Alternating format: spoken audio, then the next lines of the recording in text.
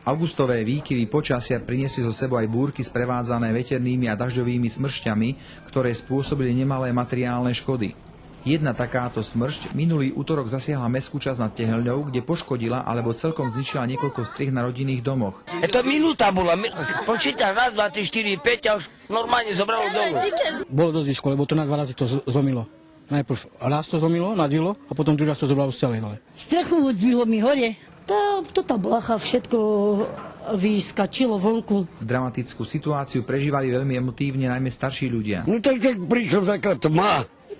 Sama novejší prišlo, hej? Nenúňala veter, taký výron. Taký vírus prišiel vonku. Taký vírus, taký výbuch. No, som sa zlikla veľmi. Tak som neznala, do jaké bránic skočiť, som trsovaná bola. Aj doteraz som taká, mi tak plánuje. No, trsovaná bola, zastavilo mi chodenie. Brala som sebe tabletky pre cukrinenie, ale... Niektoré poškodené strechy zostali na domoch, no jednu silný vietor doslova zvalcoval a zhodil dolu, pričom poškodil balkón a schodište. Na miesto boli privolaní aj policajti a hasiči, ktorí pomáhali poškodeným pri odstraňovaní následkov.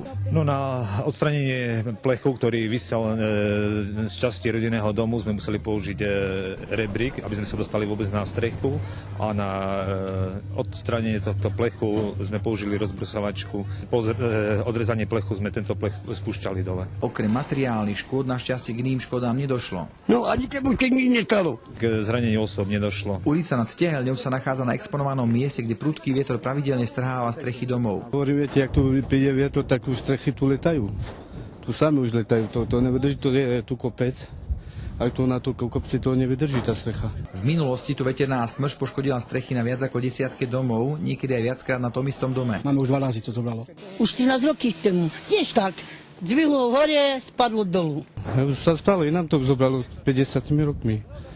Tiež tam vedľa, tiež a tam vedľa. Penieži nemám a teraz treba dať opravovať. Máte to poistené? Hej, mám poistenie.